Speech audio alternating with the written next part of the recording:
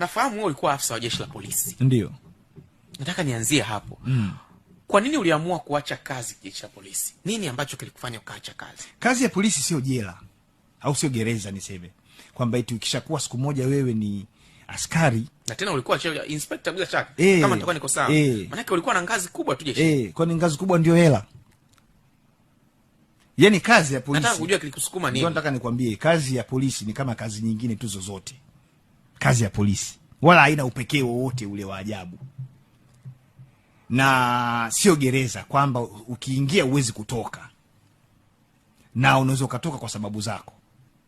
Moja ya sababu kubwa ambayo ilinifanya niondoke jeshi la polisi ni baada ya kuona kuna ombwe kubwa sana kwenye masuala ya kuheshimu haki za watu kwenye jamii, ambayo yalihitaji mtu kama mimi sasa awepo mtaani kwa ajili ya kusaidia ilo ombwe liweze kuzibwa. Huku askari polisi tunaweza mtu yoyote tu division 4.20 ngapi kafeli huko anaweza tu akachukuliwa akaingia, na Simbachawene analijua hili.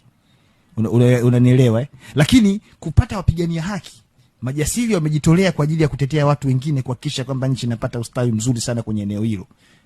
Sio kila mtu unaweza kumpa hiyo kazi. Lakini kazi uliokuwa unaifanya ilikuwa ni ya kuhudumia jamii pia. Ndiyo. Ulinzi wa raia na mali zao. Ndio. Kwa maana yake ulikuwa na uwanja mpana pia wa kufanya hiyo kazi. Kwa hiyo utaka mimi niendelee kuwa mlinzi. Si ndio? Yaani mimi niwe nalinda pale, unakuja pale benki. Kwani ni kosa? Naam? Ni kosa. Kwani sasa hivi ninavyohudumia watu ni kosa? Yaani wewe ulitoka kwa sababu kutaka kuendelea kuwa mlinzi ama la? Nilitoka kwa ajili ya kuja kuhudumia watu kwenye eneo linalohitaji haki. Mimi nazungumza tuna upungufu wa haki kwenye nchi yetu. Ndio maana kila siku tume zinaundwa. Wewe kumsikia rais mwaka juzi aliunda tume ya haki jinai. Watu wanabambikiziwa kesi ovyo ovyo, watu wanakamatwa, watu wanapotezwa, watu hawajulikani walipo. Magerezani yuko msongamano, hamna mtu anayesema kupigia hao makelele. Si kama unanielewa. Kwa hiyo mimi nikakaa nikajipima namna ambavyo nimeumbwa, vipaji nilivyo navyo, wakati uliopo. Sistahili kweli mimi kwenda kule kuongeza nguvu kusaidia tupate haki, kwa sababu hatuna shida ya ulinzi. Ulishasikia benki imevunjwa sasa hizi? Wapi ushasikia benki imevunjwa? Barabarani pale matrafiki kibao wanaita magari. Hakuna foleni zinasaidia, zinavutwa na maaskari. Sasa mimi nikajiunge kwenye eneo ambalo hamna shida. Lakini ndio ulikuwa huko. Ndio nikatoka sasa. Nikaona kwamba huku nilipo wapo watu wengi wanatosha. Wakati unajiunga ukuliona hilo? Naam? Wakati unajiunga ukuliona hilo mwanzoni? Of course kulikuwa kuna changamoto ya shida ya askari. Kwa hiyo ilibidi niende nikaongeze nguvu kule. Kwa hiyo ulienda kwa ajili ya kuongeza nguvu. Kuongeza nguvu. Na ulivyotoka uliona nguvu imeshatosha. Yaani ninachosema hivi, hatuna shida ya ulinzi kwenye hii nchi. Ndio maana nimekwambia, umeshasikia kuna benki imevunjwa?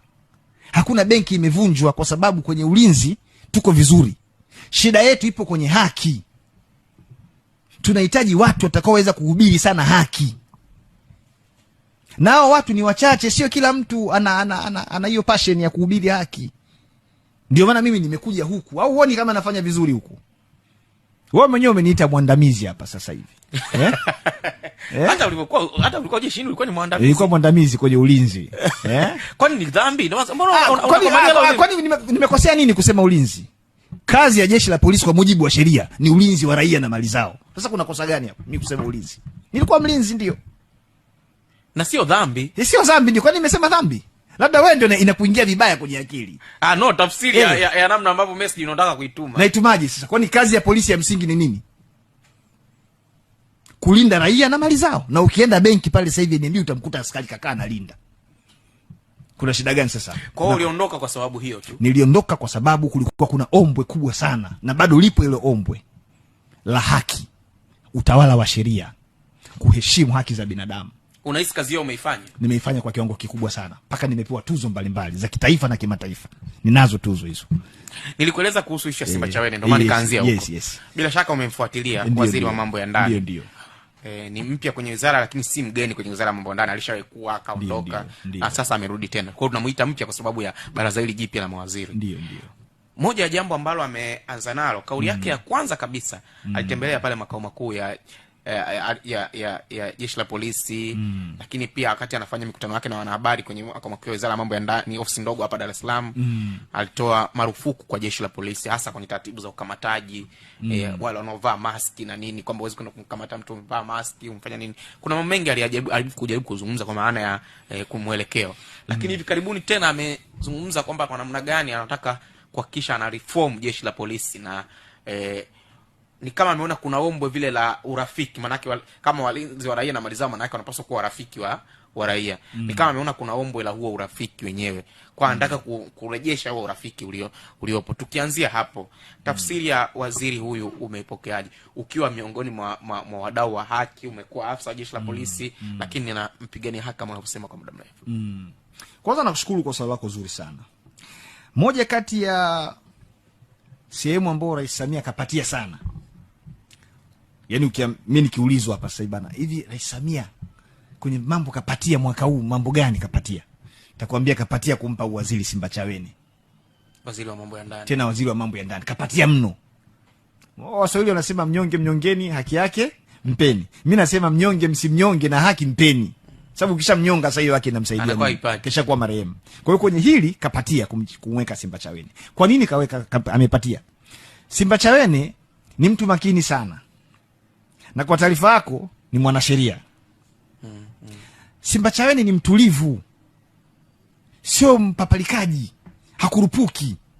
Sifa hizo usomei, unazaliwa nazo, ni inborn characters, yani unazaliwa nazo hizo.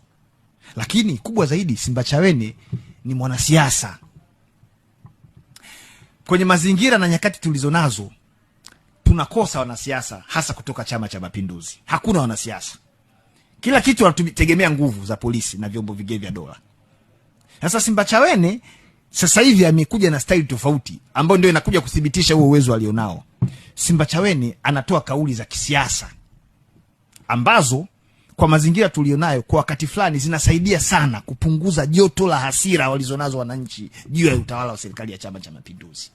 Kwa hiyo anaangalia wananchi wataka kusikia nini, anakuja na kauli za kisiasa. Na utaona akishazitoa zile kauli panapoa hivi kidogo, yani mjadala unapoa. Zile kauli za kisiasa hazitekelezeki.